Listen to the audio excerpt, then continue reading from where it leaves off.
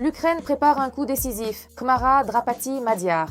Le plan pour mettre fin à la guerre est déjà approuvé et en cours d'exécution. Nos commandants préparent ce qui forcera le Kremlin à capituler.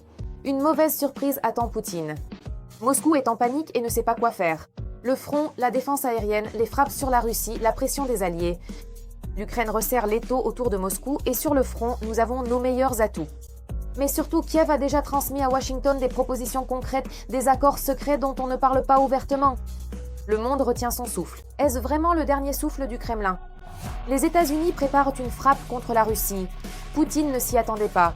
Zelensky porte un coup fatal, rendant le Kremlin nerveux. Détail dans la suite. Regardez jusqu'à la fin. Bienvenue sur Ukraine aujourd'hui, avec Renata Aslanova et les derniers événements. L'Ukraine sait comment mettre fin à la guerre. Le plan est déjà en cours de réalisation. Drapati, Khmara et Madiar sont nos atouts. L'Ukraine et ses partenaires ont déjà élaboré un plan commun pour mettre fin à la guerre. Selon Volodymyr Zelensky, il n'existe pas seulement sur le papier, l'Ukraine agit déjà conformément à ce plan. Le président a déclaré « Poutine ne veut pas arrêter la guerre, mais en fin de compte, il l'arrêtera ». Poutine ne veut pas arrêter cette guerre, mais il l'arrêtera. Nous avons un plan, nous comprenons ce qu'il faut faire. C'est un plan conjoint avec nos partenaires sur la manière d'exercer une pression sur lui. Et ici, l'essentiel, l'Ukraine doit tenir sur le front pour parler à l'ennemi en position de force. Dans tous les cas, nos militaires doivent tenir le front. Quand ils tiennent le front, cela donne au président la possibilité de mener un dialogue fort avec l'ennemi. Si la situation sur le champ de bataille n'est pas assez forte, le dialogue se transforme en compromis excessif, et ce n'est pas dans notre intérêt. En fait, Zelensky a défini la stratégie principale de l'Ukraine, faire échouer la stratégie de Poutine et forcer la Russie à ressentir le coût de la guerre. Le dictateur russe, selon le président, veut renforcer la mobilisation et envoyer encore plus d'hommes au front. C'est précisément pour cette raison que l'Ukraine a besoin d'un soutien accru de la part de ses partenaires, avant tout dans le domaine de la défense antiaérienne. Mais il existe un autre élément important de la stratégie ukrainienne, les frappes en retour. Nous devons ramener la guerre sur le territoire russe. Après cela, la société russe ressentira les conséquences de cette guerre et exercera une pression sur le pouvoir. Et sur le champ de bataille aujourd'hui, il y a ceux qui créent directement cette pression pour la Russie. Drapati, Khmara et Madiar préparent déjà la capitulation de la Russie. Ce sont précisément les militaires ukrainiens qui doivent tenir le front, frapper l'ennemi et créer les conditions dans lesquelles le dialogue politique sera mené non pas en position de faiblesse, mais en position de force. Le ministre de la Défense par intérim de l'Ukraine a mené une opération unique à Novorossiysk et a déclaré fermement que les forces de défense mettraient hors d'état de nuire la machine de guerre russe. Nous mettrons hors d'état de nuire la machine de guerre russe. Nous détruirons l'infrastructure, la flotte, la logistique, les installations du complexe énergétique et les entreprises qui travaillent pour la guerre contre l'Ukraine. Notre opération à Novorossiysk a été unique. Une frappe combinée a été menée à l'aide de missiles, de drones à réaction et de drones maritimes. Selon lui, la Russie s'est révélée impuissante face à l'action synchronisée des moyens de frappe ukrainiens. C'est le résultat d'efforts conjoints et d'une synergie qui se renforce au sein des forces de défense. Mais ce n'est que le début, car Madiar est littéralement en train d'écraser l'ennemi. En Crimée temporairement occupée, plusieurs cibles ont été touchées lors d'une attaque de drone.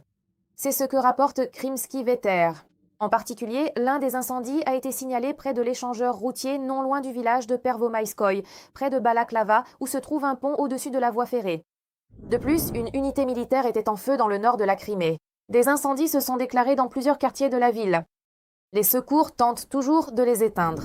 La situation s'intensifie. L'Ukraine prépare une tenaille sur deux fronts contre l'armée de Poutine. Le blogueur pro-guerre russe Maxime Kalachnikov a été le premier à tirer la sonnette d'alarme. Il prépare l'isolement de la Crimée, base de notre groupement du Dniepr, qui progresse dans le sud-ouest. En cas de succès, la menace de créer deux poches se profile. La Crimée elle-même se transforme en poche et l'approvisionnement du groupement du sud du Dniepr est coupé. Quant à la deuxième poche, selon le russe, elle se situe dans le cours inférieur du Dniepr. La Russie risque de se retrouver piégée, sans possibilité de manœuvrer et confrontée à d'énormes problèmes pour son groupement dans le sud. Et il s'avère qu'après la nomination de Drapatov, avec sa réputation de commandant compétent, bon sang, comme on aimerait que de telles personnes soient de notre côté. Et ce qui est le plus intéressant, c'est que le blogueur pro-guerre russe a en fait reconnu qu'il était un commandant fort et a exprimé son regret que de tels militaires ukrainiens ne se soient pas retrouvés du côté de la Russie. Il aurait fallu envoyer des troupes en 14. Il y avait une chance qu'ils passent de notre côté s'ils avaient une vue de la détermination à ce moment-là. Mais c'est déjà trop tard. Donc, le message principal du président est simple. Il y a un plan, il y a des partenaires, la pression sur la Russie est déjà exercée et les militaires ukrainiens doivent assurer l'essentiel, la force sur le front. Et Zelensky avait déjà déclaré précédemment que l'Ukraine déploierait un maximum d'efforts pour terminer la guerre d'ici le début de l'hiver. Et si le plan pour mettre fin à la guerre existe déjà, l'Ukraine passe à l'étape suivante. Exercer une pression sur la Russie pour forcer le Kremlin à changer sa stratégie. Et ici, Kiev n'agit plus seulement avec des mots.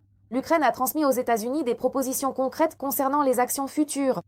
Le président Volodymyr Zelensky a déclaré que l'équipe de négociation ukrainienne avait déjà mené les pourparlers correspondants avec la partie américaine et lui avait fait rapport de leurs résultats. Nous avons transmis nos propositions à la partie américaine. Selon le président, Washington peut aider l'Ukraine sur 2 axes clés simultanément. Le premier, renforcer la défense ukrainienne, avant tout la défense antiaérienne. Le second, utiliser l'influence américaine pour faire pression sur Moscou et contraindre le Kremlin à changer son approche de la guerre. L'Amérique peut à la fois aider notre défense, et avant tout avec la défense anti-aérienne, et exercer une pression sur la Russie pour que les plans soient différents. Préparer la fin de la guerre, et non la prolonger. Poutine perd son atout, tandis que Moscou continue de menacer avec de nouvelles frappes de missiles, des processus capables de changer radicalement les règles du jeu sont déjà lancés en coulisses. Les partenaires se sont dressés comme un seul homme pour soutenir l'Ukraine. Ce qui semblait impossible il y a peu devient progressivement une réalité aujourd'hui. Et si ce plan fonctionne, la balistique russe risque de passer du statut d'arme de chantage principale à celui de jouet coûteux et presque inutile. Tous les détails dans ce sujet. La balistique russe vit ses derniers jours. L'Ukraine est en train de fusionner, dans les faits, sa défense avec celle de l'OTAN et de ses partenaires occidentaux en un mécanisme unique.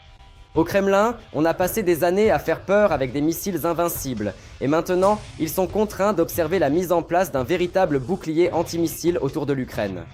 Et plus cette unité se renforce, plus la panique résonne fort à Moscou.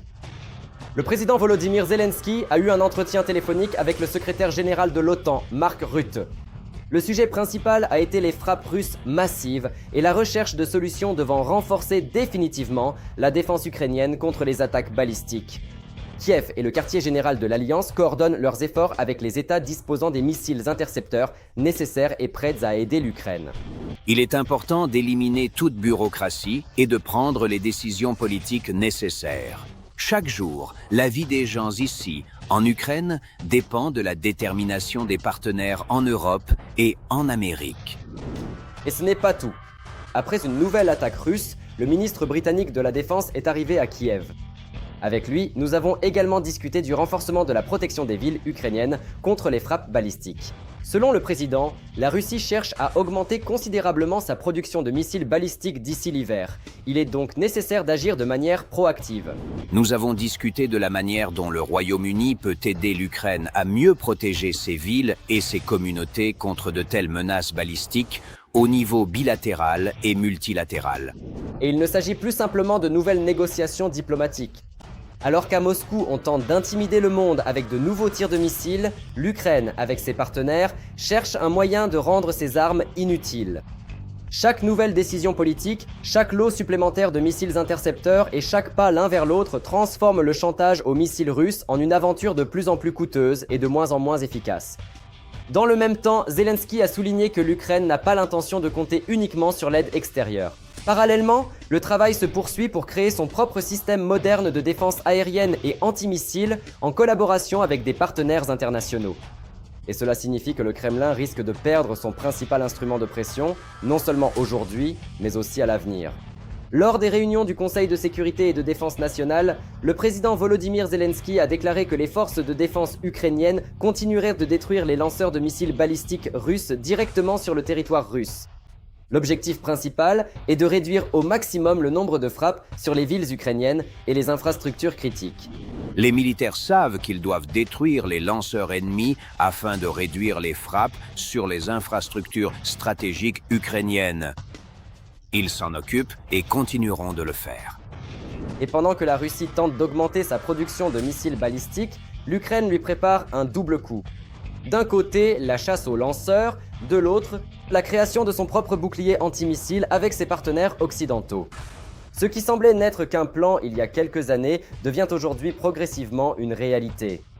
Ainsi, très bientôt, les missiles balistiques russes pourraient perdre leur statut d'atout majeur du Kremlin.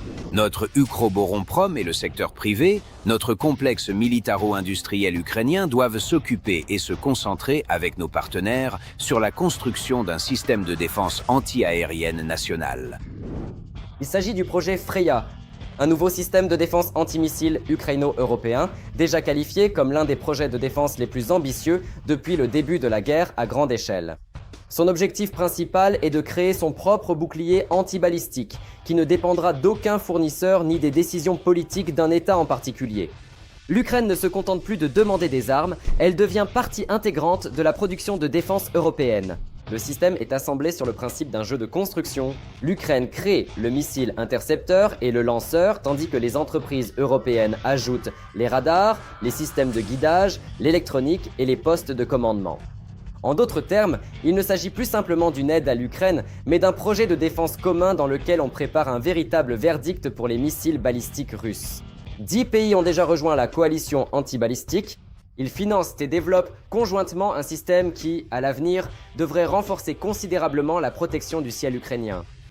De plus, les nouveaux missiles antibalistiques devraient être nettement moins chers que les Patriotes, ce qui signifie qu'ils pourront être produits en masse. Et alors, le chantage balistique avec lequel Poutine effrayait l'Ukraine et le monde depuis des années commencera à perdre de son efficacité. Le premier prototype fonctionnel de Freya est attendu dès 2027, après quoi les essais des premiers systèmes pourraient commencer. Si le projet est réalisé avec succès, l'Ukraine obtiendra son propre bouclier antibalistique multicouche et la Russie risque de perdre son principal avantage militaire, la possibilité de frapper impunément les villes ukrainiennes avec des missiles balistiques. Il semble que le Kremlin entre progressivement dans une réalité totalement nouvelle. Là où la Russie misait autrefois sur la peur, naît désormais un système fondé sur des technologies partagées, la production et l'unité alliée. Désormais, ce n'est plus l'Ukraine qui s'adaptera à la balistique russe, mais c'est la Russie qui devra trouver un nouveau moyen de chantage, car l'ancien perd rapidement de sa force.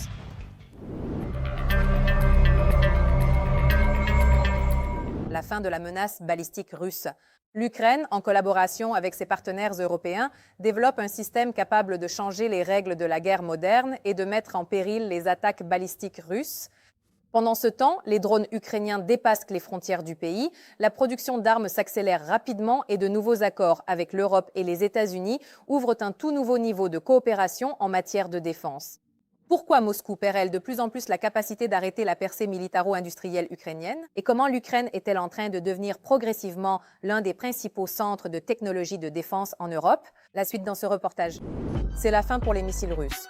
Alors que le Kremlin continue d'effrayer l'Ukraine avec des missiles balistiques, Kiev prépare une solution qui pourrait ruiner toute cette stratégie d'intimidation de la Russie. L'Ukraine, en collaboration avec ses partenaires européens, crée son propre système de défense antimissile Freya. Un projet qui est déjà qualifié comme l'un des plus ambitieux depuis le début de la guerre à grande échelle. Et si tout se déroule comme prévu, Moscou pourrait perdre son principal avantage, la possibilité de frapper impunément les villes ukrainiennes avec des missiles balistiques. Aujourd'hui, la défense contre les missiles balistiques repose presque entièrement sur les systèmes américains Patriot, mais ces missiles sont extrêmement coûteux, leur production est lente et leur nombre dépend directement des nouvelles livraisons en provenance des États-Unis. C'est précisément en raison de la pénurie d'intercepteurs que la Russie compte encore sur le fait de pouvoir percer la défense ukrainienne grâce à des frappes massives. Mais il semble que ce calcul pourrait très bientôt cesser de fonctionner. Le nouveau système Freya est construit sur le principe d'un jeu de construction.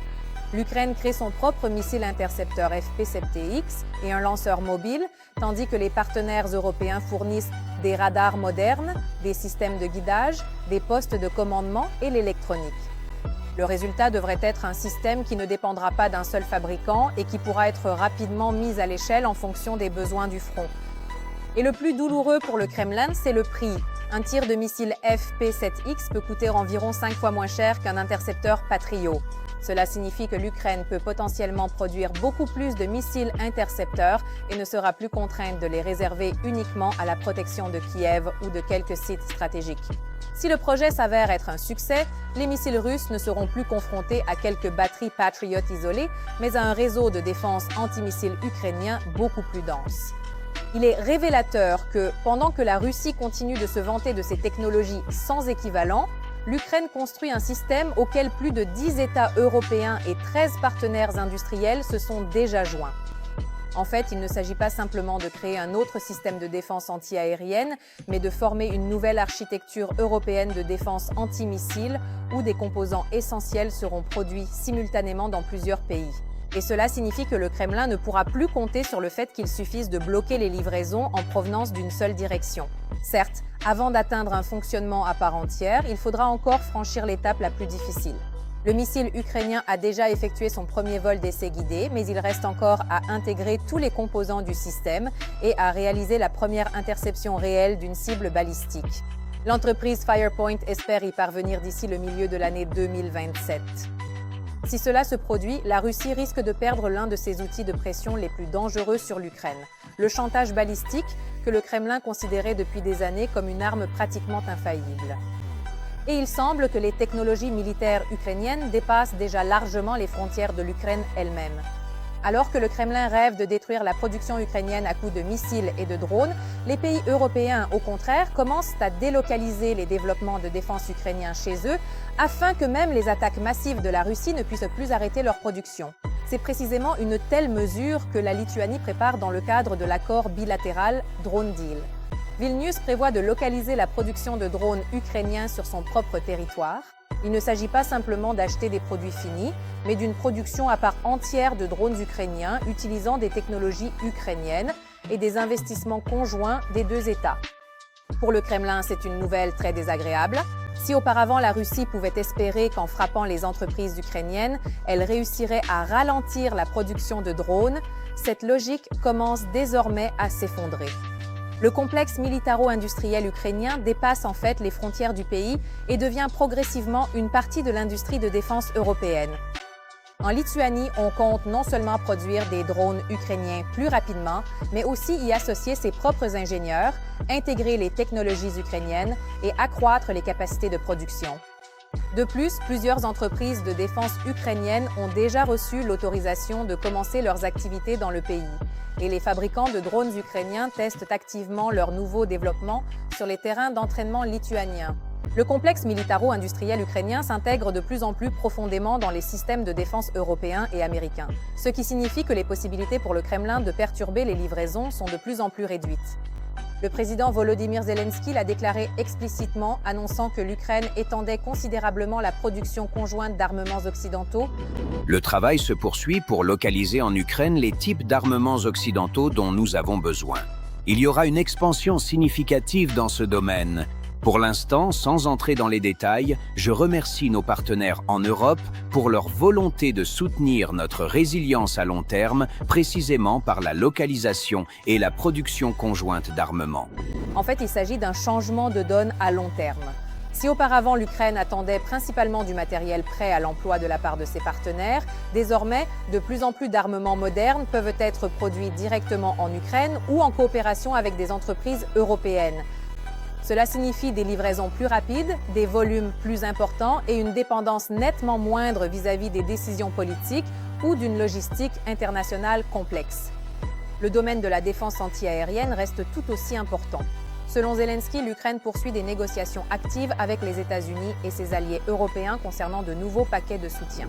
Nous travaillons avec la partie américaine et nos partenaires en Europe pour obtenir les paquets de soutien nécessaires à l'Ukraine. Ce n'est pas facile, mais nous comptons sur un résultat. Les missiles de défense antiaérienne sont nécessaires dans nos lanceurs et non dans des entrepôts situés loin des menaces réelles. De plus, après les dernières négociations avec les États-Unis, les parties ont déjà convenu de nouveaux formats de coopération entre les entreprises ukrainiennes et les entreprises de défense américaines. Les détails ne sont pas encore divulgués, mais à Kiev, on affirme clairement que cette interaction devrait renforcer considérablement l'armée ukrainienne. Si l'on ajoute à cela les nouvelles capacités de production européennes, les projets conjoints de drones et le développement de notre propre défense antimissile, il devient évident que l'Ukraine passe progressivement d'un modèle de bénéficiaire de l'aide à celui de l'un des principaux producteurs de technologies militaires modernes en Europe. C'est sans doute le signal principal pour Moscou.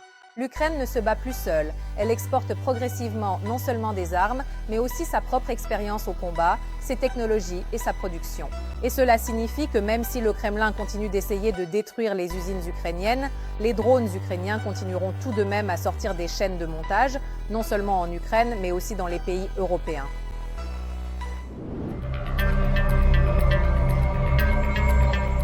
Pendant que le Kremlin regarde obstinément vers l'ouest, le véritable danger pourrait bien arriver de l'est. La Chine est en train de s'emparer de la Russie. Ce que l'on qualifiait encore récemment de partenariat stratégique ressemble de plus en plus à un jeu dans lequel la Russie perd rapidement du terrain. Les grandes entreprises se retrouvent sous pression.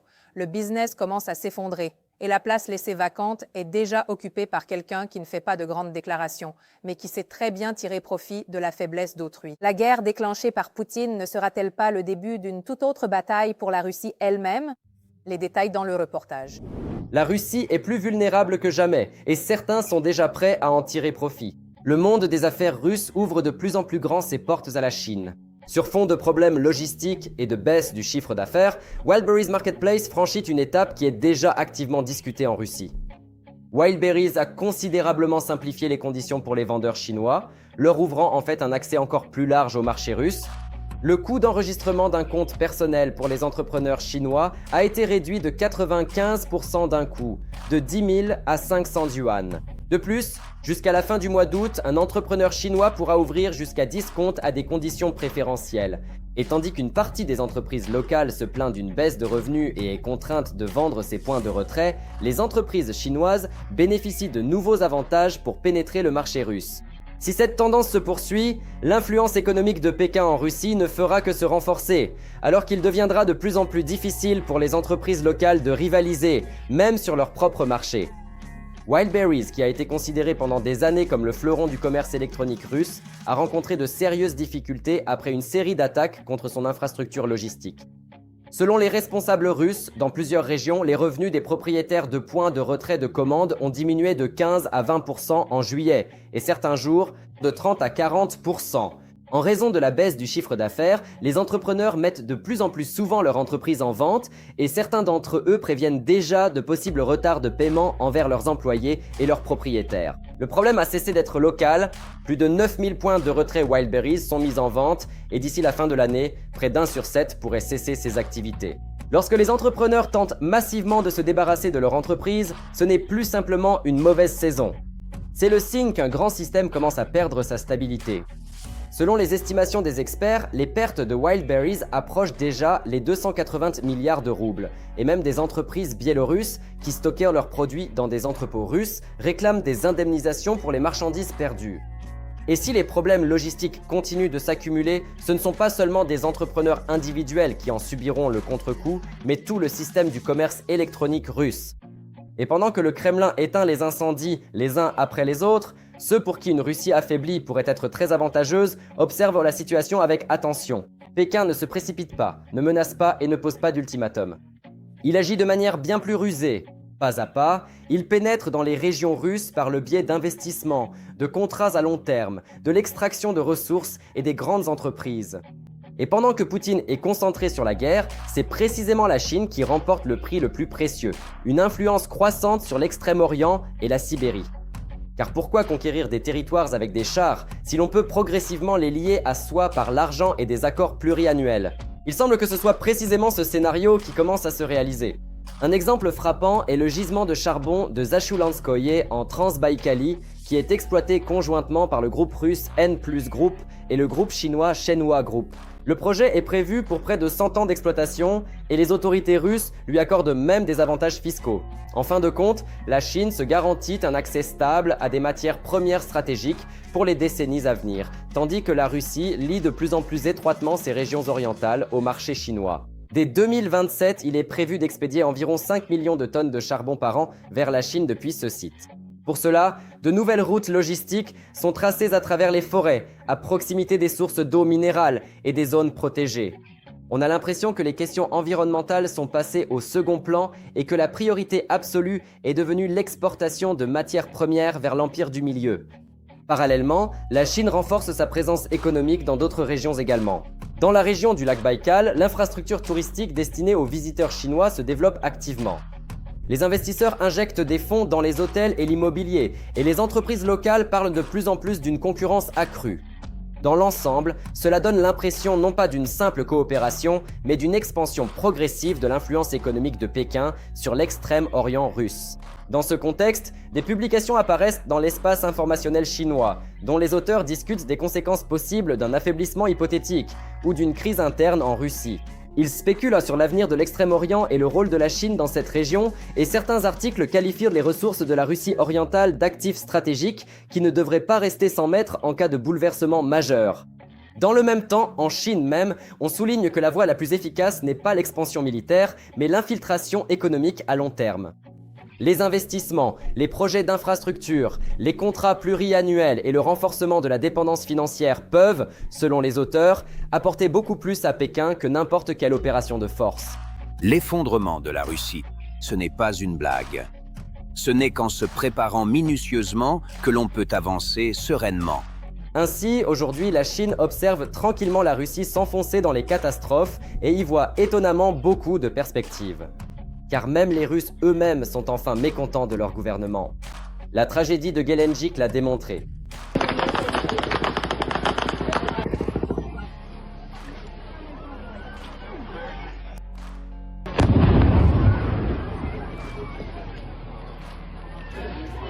L'événement a provoqué non seulement un choc, mais aussi une vague de colère à l'intérieur de la Russie. Les gens demandent de plus en plus fort « Où étaient les sirènes ? Où étaient les avertissements ? Pourquoi le système, pour lequel des fonds budgétaires ont été dépensés, n'a-t-il pas fonctionné au moment le plus crucial ? Selon les médias russes et les chaînes Telegram, les habitants locaux et les touristes déclarent massivement qu'avant l'incident, ils n'ont entendu aucun signal d'alerte aérienne et n'ont reçu aucun avertissement. Une indignation particulière a été suscitée par le fait que la modernisation du système d'alerte avait été achevée quelques jours seulement avant la tragédie.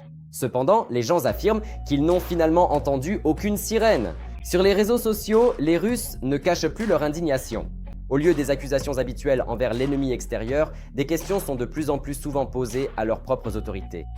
Les gens demandent ouvertement pourquoi les systèmes de défense anti-aérienne et d'alerte n'ont pas réussi à protéger les civils. Et certains commentateurs rejettent directement la responsabilité sur les autorités régionales. Et pendant que Poutine continue de dépenser des ressources dans la guerre contre l'Ukraine, la Chine, semble-t-il, a déjà plusieurs coups d'avance. Et plus la Russie s'affaiblit, plus les opportunités s'ouvrent pour Pékin de renforcer son influence économique et politique sans confrontation militaire directe. Et pour Xi Jinping, une telle stratégie pourrait s'avérer bien plus avantageuse que n'importe quelle conquête territoriale par la force. Et peut-être que le dictateur du Kremlin n'aura même pas le temps de se retourner que l'Empire du Milieu lui aura tout pris, jusqu'à la dernière miette. Et vous, que pensez-vous des derniers événements ? Écrivez-moi dans les commentaires, aimez la vidéo et restez informés de l'essentiel. La suite au prochain numéro.